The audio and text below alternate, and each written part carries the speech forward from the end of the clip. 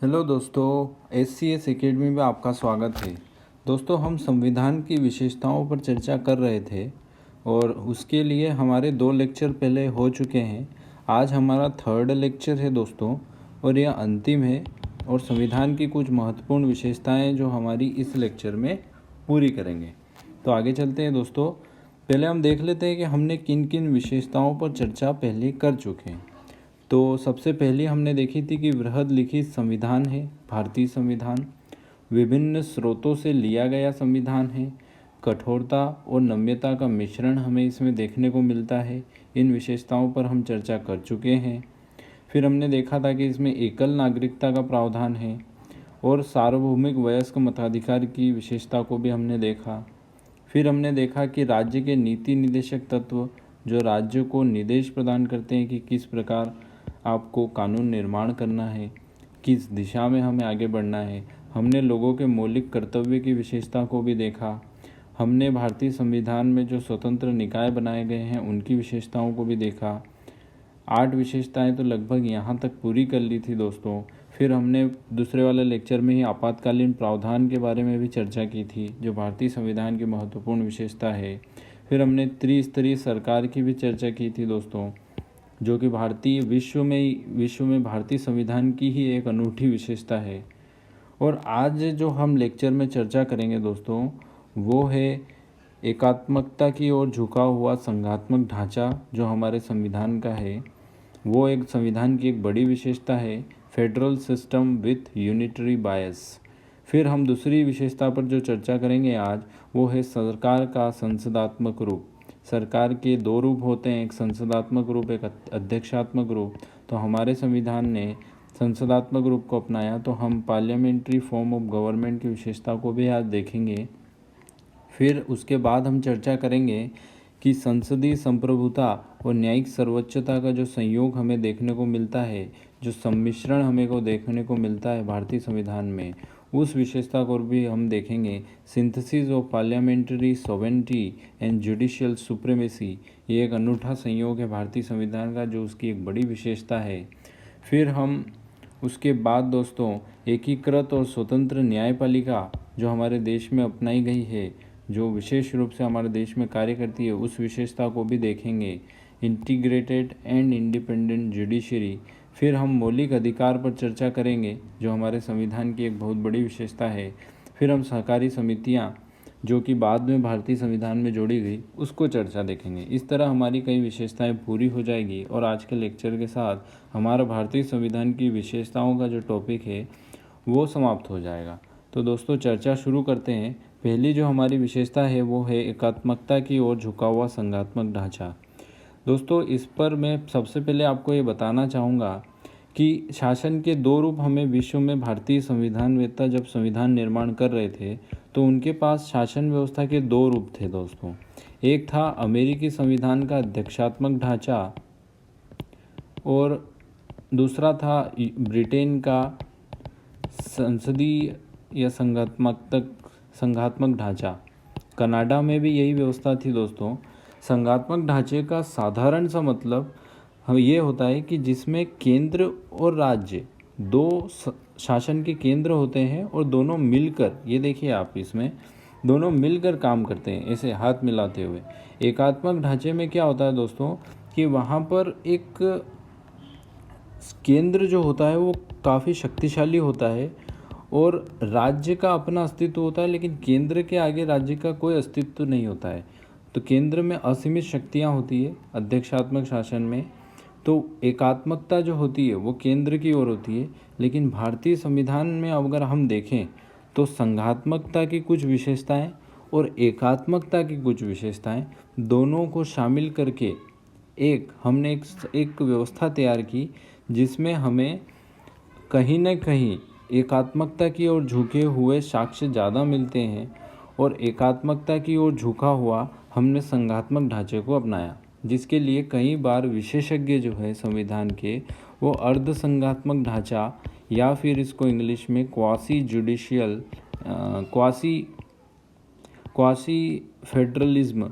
Federalism की संज्ञा देते हैं।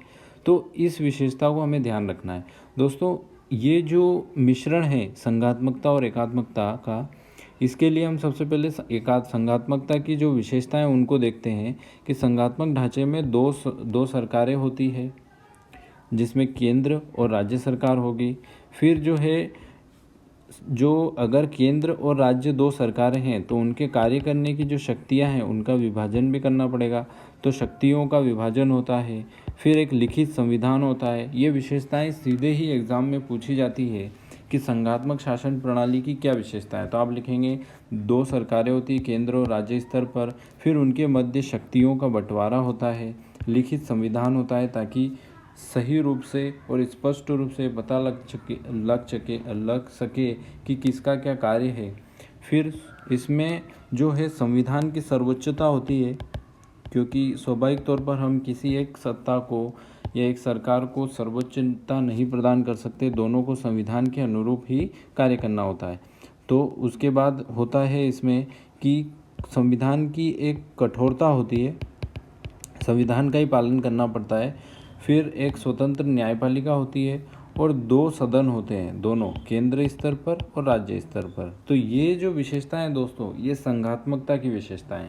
अगर एकात्मक ढांचा देखें हम तो एकात्मक ढांचे की कुछ विशेषताएं होती है, जिसमें होता है एक शक्तिशाली केंद्र होता है, फिर एक संविधान होता है जिसके आधार पर पूरा देश संचालित होगा, फिर एकल नागरिकता होती है, फिर संविधान में जो है लचीलापन होता है।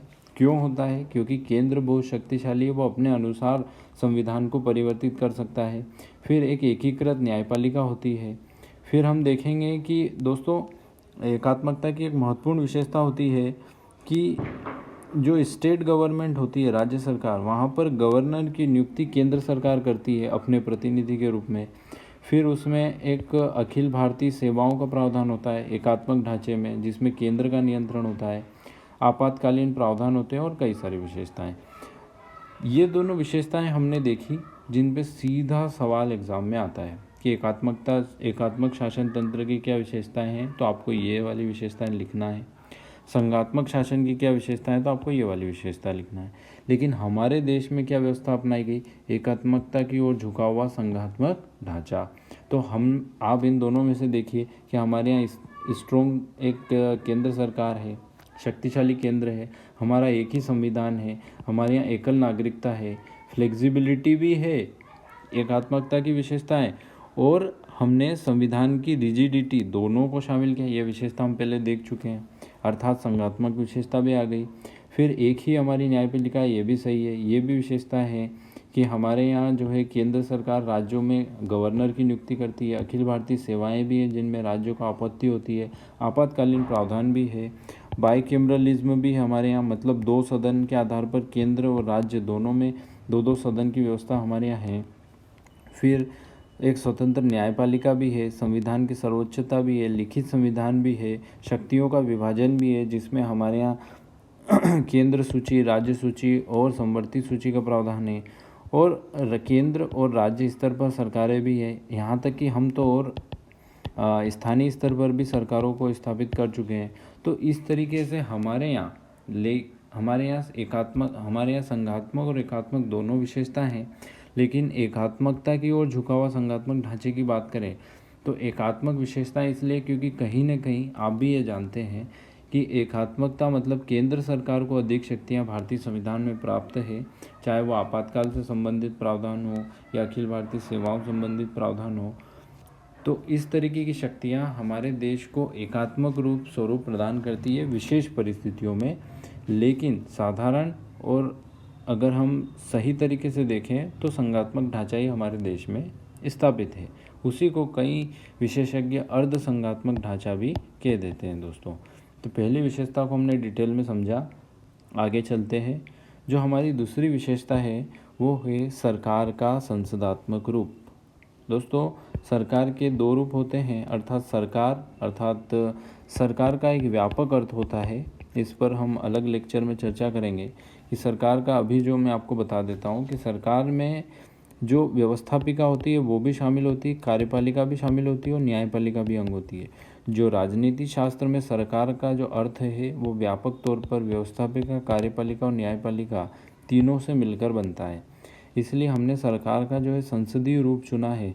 मतलब एक संसद होगी, और हमारे देश में संसद का मतलब होता है राज्यसभा, लोकसभा और राष्ट्रपति से मिलकर हमारे देश में संसद बनती है। तो दोस्तों, हमने हमारे जो संविधानवेत्ता थे, जो निर्माण कर रहे थे, तब उनके सामने दो व्यवस्थाएं थी। एक अमेरिका की अध्यक्षात्मक शासन व्यवस्था और एक ब्रिटेन की संसदात्मक शासन व्यवस्था। संसदात्मक शासन व्यवस्था में दोस्तों ये होता है कि यह सहयोग के बिंदु पर केंद्रित होती है, जिसमें विधान व्यवस्थापिका अर्थात विधायिका और कार्यपालिका दोनों में समन्वय की व्यवस्था चलती है। आप देखते हैं कि हमारे देश में व्यवस्थापिका अर्थात विधायिका जो कानून निर्माण का कार्य करती है, और जो सांसद होते हैं उसमें मंत्री भी होते हैं। तो वो लोग मिलकर कानून को बनाते भी हैं, और वही मंत्री लोग कार्यपालिका का भी अंग होते हैं, जैसे कि कैबिनेट हो गया या फिर मंत्रिपरिषद हो गई। ये कार्यपालिका में मिलकर उन्हीं कानूनों को लागू भी करते हैं। तो कानून निर्माण और कानून का क्रियान्वयन दोनों में हमारे यहाँ एक समन्वय देखने को मिलता है। तो व्यवस्थापिका और कार्यपालिका का ये जो समन्वय है, ये संसदात्मक रूप कहलाता है दोस्तों।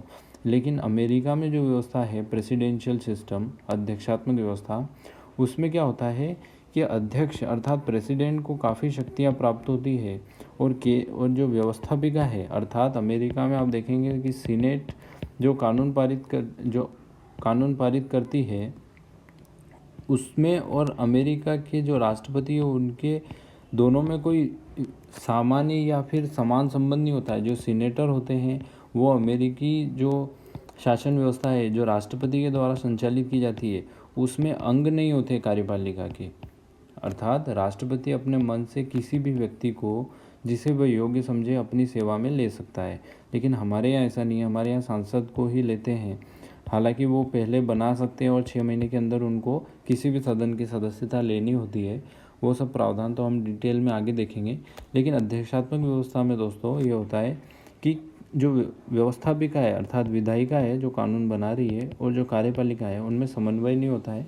उसमें कंप्लीट सेपरेशन को ध्यान दिया जाता है। मतलब स्पष्ट विभाजन होता है शक्तियों का, कि विधायिका का ये कार्य है अर्थात कानून बनाना है, और कार्यपालिका का कानून कार्य लागू करना है। विधायिका का कोई भी सदस्य इसमें इंटर नहीं करेगा और इसका सदस्य विधायिका में इंटर नहीं करेगा। तो इस तरीके की व्यवस्था थी। तो हमारे यहाँ हमने ब्रिटेन की संसदात्मक रूप को अपनाया, जिसमें हमारे यहाँ विधायिका और कार्यपालिका के मध्य स्पष्ट समन्वय और सहयोग देखने को मिलता है। आगे की विशेषता है दोस्तों, ये है संसदीय संप्रभुता और न्यायिक सर्वोच्चता का संयोग। ये एक बहुत ही अनूठी विशेषता है हमारे संविधान की, कि हमारे देश के संविधान में सिंथेसिस किया गया है संसदीय संप्रभुता का और न्यायिक सर्वोच्चता का। इसमें आप देखेंगे कि दो संविधानों का संयोग है। ये जो हमने देखा था कि लगभग 60 देशों के संविधानों का अध्ययन किया, और उससे जो प्रमुख विशेषताएं थी हमारे संविधानवेत्ताओं ने हमारे संविधान में शामिल की। तो जो संसदीय संप्रभुता की जो विशेषता है वो जो हमारे ब्रिटेन की है, और न्यायिक सर्वोच्चता की जो विशेषता है वो यूएसए से ली गई है। इन दोनों का संयोग है, अर्थात एक ही व्यवस्था हमने नहीं अपनाई, दोनों का संयोग कर दिया। कैसे कि ब्रिटेन में क्या होता है, संसद इतनी सर्वोच्च है कि कहा जाता है कि ब्रिटेन की संसद हर वो कार्य कर सकती है, बस एक कार्य को छोड़ कर के वह किसी पुरुष को महिला या महिला को पुरुष नहीं बना सकती है। अर्थात ये जो प्रतीकात्मक भाषा के रूप में जो संसद की शक्ति को दिखाया गया है, मतलब वो इतनी संप्रभु है कि वो कोई भी कानून पारित कर सकती है देश के लिए, ब्रिटेन की संसद। अमेरिका में ये है कि संसद या फिर राष्ट्रपति जो अध्यक्ष है, अध्यक्षात्मक शासन प्रणाली अभी हमने देखा, तो अमेरिका में राष्ट्रपति कोई भी कानून पारित तो कर सकता है जो भी वो उचित समझे, लेकिन न्यायपालिका का जो सर्वोच्चता है अमेरिका में वो बहुत अधिक है। वो किसी भी कानून को ड्यू प्रोसेस ऑफ लॉ अर्थात न्याय की उचितता के आधार पर देखेगी कि यह न्याय के अनुकूल है या नहीं है, उसी के आधार पर वो उसे समाप्त भी कर सकती है। तो हमारे जो संविधानवेत्ता थे उन्होंने कहा कि हमें दोनों व्यवस्थाएं ले लेनी चाहिए। न तो संसद को इतना संप्रभु बनाना चाहिए कि वो कुछ भी बनाए, कुछ भी कानून बनाए और कोई उस पर रोक टोक ना हो, और न्यायालय को इतनी सर्वोच्चता का, एक न्यायालय की सर्वोच्चता का भी हमें संयोग करना चाहिए। तो ब्रिटेन से थोड़ा भिन्न हमने किया, क्योंकि ब्रिटेन में संसद पर नियंत्रण नहीं है, और हमने यूएसए से इसलिए भिन्न है यूएसए की न्यायिक सर्वोच्चता से इसलिए भिन्न है क्योंकि हमारे यहाँ ड्यू प्रोसेस ऑफ लॉ नहीं है। ड्यू प्रोसेस ऑफ लॉ का सीधा सा मतलब दोस्तों ये होता है कि जो न्याय के लिए उचित होगा वही व्यवस्था हम आगे करेंगे। अर्थात इसका अर्थ ये है कि अगर न्यायालय ने किसी चीज़ को न्याय के मानदंड पर खरा पाया है तो इसमें यूएसए का संविधान से भी ऊपर न्यायालय का ये निर्णय कहलाता है। अर्थात संविधान वही बन जाता है जो न्यायालय ने निर्णय दिया है। लेकिन हमारे देश में प्रोसीजर इस्टेब्लिश्ड बाय लॉ, यानी हम कानून के द्वारा जो व्यवस्था बनाते हैं, पारित करते हैं, उसी चीज़ को हमारा न्यायालय ध्यान में रखते हुए अपनी मत देता है कि ये जो है संविधान के अनुकूल है या नहीं है। लेकिन अमेरिका में न्यायालय ने अगर उचित पाया है तो वो संविधान से जो अभी तक स्थापित मानदंड से उनसे भी अलग जा सकता है। तो ये अंतर होता है दोस्तों। तो हमने दोनों की विशेषताओं को लिया और एक संयोग स्थापित किया और हमारे भारतीय संविधान की एक महत्वपूर्ण विशेषता बनी संसदीय संप्रभुता और न्यायिक सर्वोच्चता का संयोग। आगे चलते हैं दोस्तों। हमारे देश के संविधान की एक प्रमुख विशेषता है कि यहाँ पर एकीकृत और स्वतंत्र न्यायपालिका है। हमने देखा था कि एकात्मक शासन प्रणाली में एकीकृत न्यायपालिका का प्रावधान होता है, तो वो हमने देखा। यहाँ पर हम देखेंगे कि हमारे देश के संविधान में जो न्यायपालिका का जो अंश दिया हुआ है वो भाग 5 में है, माफ़ करना, भाग 5 में है। और अनुच्छेद 124 से 147 के बीच आपको सुप्रीम कोर्ट से संबंधित प्रावधान। और फिर हमारे देश में जो एकीकृत का मतलब है कि दोस्तों हमारे देश में एक ऐसा इसको हम कह सकते हैं कि एक अगर हम ऊर्ध्वाधर, जिसको हिंदी में कहेंगे ऊर्ध्वाधर ढांचा मिलता है कि सुप्रीम कोर्ट सबसे ऊपर है, फिर हाई कोर्ट है, फिर लोअर कोर्ट से, तो सब एक दूसरे के अधीन है। लेकिन यहाँ पर सुप्रीम कोर्ट सर्वोच्च कानून व्यवस्था है, सर्वोच्च न्यायिक व्यवस्था है। और हमारे संविधान में हमने एकीकृत व्यवस्था को अपनाया, जबकि यूएसए के संविधान की हम बात करें तो वहाँ पर 2 कोर्ट होती है, एक होती फेडरल कोर्ट, एक होती स्टेट कोर्ट। फेडरल कोर्ट जो होती है दोस्तों वो अमेरिकी जो संविधान है जो पूरे देश पे लागू होता है उससे संबंधित अपने निर्णय देती है। और हर एक राज्य का अपना संविधान है, उसको उसके अनुसार जो कार्य करेगी और उसके अनुसार जो निर्णय देगी। या फिर वहाँ पे चूँकि ड्यू प्रोसेस ऑफ लॉ है, अर्थात न्यायालय को काफ़ी शक्तियाँ हैं, तो स्टेट में इस राज्य के कोर्ट के जितने भी निर्णय उस स्टेट में लागू होते हैं। लेकिन हमारे यहाँ हाई कोर्ट का निर्णय अगर कोई है तो वो पूरे देश में लागू होता है। सुप्रीम कोर्ट का अगर कोई निर्णय है तो वो पूरे देश में लागू होता है। तो इन चीज़ों में कोई हमारे यहाँ भिन्नता नहीं है, इसलिए हमारे यहाँ एकीकृत और स्वतंत्र न्यायपालिका है। स्वतंत्रता का संबंध कैसे, एकीकृत का मतलब तो हमने देख लिया।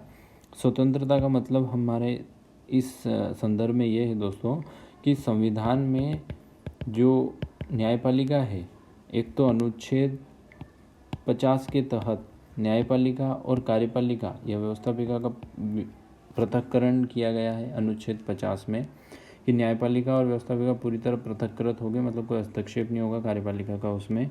फिर दूसरी बात यह है कि संविधान में ही जो हमारे न्यायाधीश हैं उनकी नियुक्ति या उनको मिलने वाली सुविधाओं, और आप देखते हैं कि इनको जो वेतन मिलेगा वो संचित निधि पर भारित होता है, जिस पर संसद मतदान नहीं कर सकती है। और फिर हम देखेंगे कि उनकी जो नियुक्ति है उसमें कार्यपालिका का कोई हस्तक्षेप नहीं है। तो इस तरीके से संविधान में कई सारे प्रावधानों के द्वारा न्यायपालिका की स्वतंत्रता को सुनिश्चित किया गया है। तो ये हमारे संविधान की एक विशेषता बनती है कि एकीकृत और स्वतंत्र न्यायपालिका हमारे देश के संविधान में देखने को मिलती है। दोस्तों अब हमारे और आपसे सबसे जुड़ा हुआ एक विशेषता है जो हम सबको प्राप्त है, वो है हमारे देश के मौलिक अधिकार। मौलिक अधिकार का सामान्य अर्थ ये होता है कि ये वे अधिकार हैं जो किसी भी व्यक्ति के सर्वांगीण विकास के लिए आवश्यक होते हैं, अर्थात वह व्यक्ति का व्यक्तित्व पूरी तरह निखर सके और वह अपना विकास कर सके, इसके लिए कुछ उसे अधिकारों की आवश्यकता होती है। और हमारा संविधान वे अधिकार उसे प्रदान भी करता है। कई देशों में ये व्यवस्था नहीं भी है, कई देशों में है। तो ये जो व्यवस्था है ये एक अनूठी विशेषता है जो संविधान के भाग 3 में आपको देखने को मिलती है। संविधान के भाग 3 में मौलिक अधिकारों पर चर्चा की गई है और अनुच्छेद 12 से 35 तक इनका उल्लेख किया गया है। हम यहाँ पर मौलिक अधिकारों पर विस्तृत चर्चा तो हम अलग एक एक अधिकार पर एक एक वीडियो में अच्छे से चर्चा करेंगे। अभी हम देख लेते हैं कि हमारे संविधान में कुल 6 अभी मौलिक अधिकार हैं। पहले 7 थे, मूल संविधान में 7 मौलिक अधिकार थे, अभी कितने हैं? 6। समानता का अधिकार है 14 से 18, अनुच्छेद 14 से 18। स्वतंत्रता का अधिकार है दोस्तों अनुच्छेद 19 से 22। शोषण के विरुद्ध अधिकार है 23, अनुच्छेद 23-24 में है। धार्मिक स्वतंत्रता का जो अधिकार हमारा संविधान प्रदान करता है उसके संबंध में प्रावधान अनुच्छेद 25 से 28 के बीच में है। फिर सांस्कृतिक और शैक्षिक अधिकार हमें अनुच्छेद 29-30 में देखने को मिलते हैं और संवैधानिक उपचारों का अधिकार अनुच्छेद 32 में है। दोस्तों यहाँ पे आपने देखा कि 12 से 35 है, 14 से आपके मौलिक अधिकार शुरू होते हैं और 32 तक जाते हैं। इसमें एक 31 अनुच्छेद छूट गया है। 31 अनुच्छेद में जो मूल संविधान में था संपत्ति का अधिकार भी दिया गया था दोस्तों। संपत्ति का अधिकार पे विवाद जो हमारे देश में, चूँकि संपत्ति का समान वितरण हो या फिर हमारी आर्थिक असमानता जो स्थापित करने का हमारा जो उद्देश्य था उसके लिए ज़रूरी थे भूमि सुधार संबंधी प्रावधान, और इसके लिए कहीं न कहीं संपत्ति का बंटवारा करना जरूरी था। और ये अधिकार कहीं न कहीं सरकार के उस न्याय संगत कार्य में एक बाधा थी। इसको लेकर भी कई सारे मत आए और विवाद उभरे, लेकिन 44वें संविधान संशोधन अधिनियम 1978 में संपत्ति के अधिकार को समाप्त कर दिया गया था दोस्तों। ये आपको याद रखना है। अर्थात अनुच्छेद 31 क्या है? अब निरसित है। अनुच्छेद 31 क्या है? अब निरसित है, मतलब खाली है। और संविधान के संपत्ति के अधिकार को फिर संवैधानिक अधिकार बना दिया गया, मूल अधिकार से हटा के। उसके बारे में हम बाद में चर्चा करेंगे। मूल अधिकार दोस्तों न्याय योग्य होते हैं, अर्थात आप इनके हनन पर न्यायालय का दरवाज़ा खटखटा सकते हैं, सीधे ही हाई कोर्ट या सुप्रीम कोर्ट। और ये निरपेक्ष नहीं होते हैं, अर्थात कोई एब्सोल्यूट मतलब किसी प्रकार का ऐसा नहीं है कि ये पूर्णता लिए होते हैं। इनमें अपवाद की स्थिति भी होती है। हम एक एक मौलिक अधिकार पर चर्चा करेंगे तो उन अपवादों को देखेंगे कि कौन से मौलिक अधिकार पर किन आधारों पर नियंत्रण स्थापित किया जाता है और किन आधारों पर उनके अपवाद है कि जिन परिस्थितियों में वे लागू नहीं होते हैं। तो इस तरह मौलिक अधिकार हमारे देश की हमारे संविधान की बहुत महत्वपूर्ण विशेषता है। उस पर संक्षिप्त चर्चा हमने की, देखा कि कितने मौलिक अधिकार हैं और आज के समय में कितने अधिकार हैं। दोस्तों हमारी जो अंतिम विशेषता है वो है सहकारी समितियाँ। मूल संविधान में अगर हम बात करें तो सहकारी समितियों से संबंधित प्रावधान नहीं थे। इनको 97 संवैधानिक संशोधन 2011 में जोड़ा गया था दोस्तों, और सहकारी समितियों को एक संवैधानिक स्तर या संवैधानिक दर्जा प्रदान किया गया।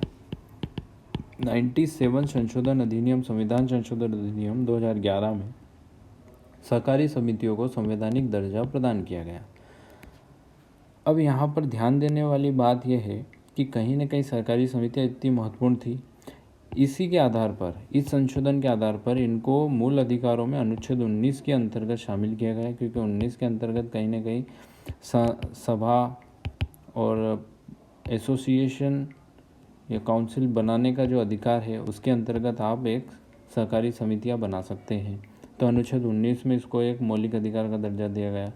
फिर इसको राज्य के नीति निर्देशक तत्वों में भी शामिल किया गया। अनुच्छेद 43B उससे संबंधित लिखा गया, सहकारी समितियों के गठन के लिए राज्य प्रयास करेगा।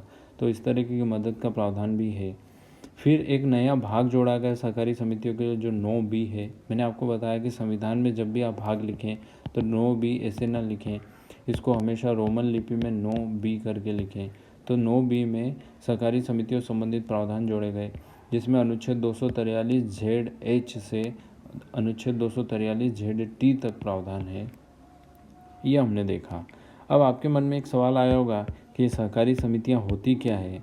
तो सहकारी का मतलब है कि सहकार मतलब सभी मिलकर कार्य करेंगे। समिति का मतलब तो आपको समझ में आता है कि लोगों का समूह है, लेकिन ये लोगों का समूह किसी एक समान यानी कॉमन इंटरेस्ट, समान आर्थिक राजनीतिक नहीं, समान आर्थिक, सामाजिक या सांस्कृतिक उद्देश्य की प्राप्ति हेतु लोगों का एक ऐसा समूह जो समान आर्थिक, सामाजिक और सांस्कृतिक हितों की पूर्ति के लिए मिलकर कार्य करता है, तो उसको सहकारी समितियां बोलते हैं। जैसे कि हमारे देश का एक बड़ा सहकारी संघ है अमूल।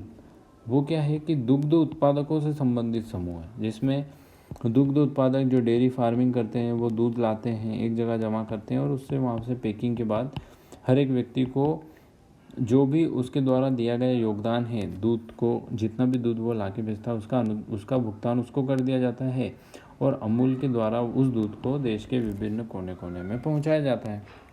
तो इन्होंने क्या किया कि ये जो दुग्ध उत्पादक थे, इन लोगों ने एक समूह बनाया और अपने समान उद्देश्य क्या था कि आर्थिक हित हो और लोगों को एक उत्तम गुणवत्ता का दूध भी प्राप्त हो। तो एक संघ बना लिया और इस तरीके से उन्होंने समान उद्देश्य के लिए लोगों का समूह मिलकर कार्य करता है, उनके अपने उद्देश्यों के लिए, आर्थिक विकास के लिए, सामाजिक विकास के लिए। इसी को कहते हैं सहकारी समितियाँ दोस्तों। इसी को, इनकी महत्ता को देखते हुए ही भारतीय संविधान में 97वें संविधान संशोधन किया गया 2011 में और इनको एक संवैधानिक अधिकार का दर्जा दिया गया। संवैधानिक अधिकार, इनको मूल अधिकार का दर्जा दिया गया, संवैधानिक दर्जा प्रदान किया गया और भाग 9 भी जोड़ा गया और राज्य को भी इस चीज़ के लिए कहा गया कि आप भी इनकी बढ़ोतरी के लिए प्रयास करेंगे। इस तरीके से हमारा लेक्चर दोस्तों समाप्त होता है और लेक्चर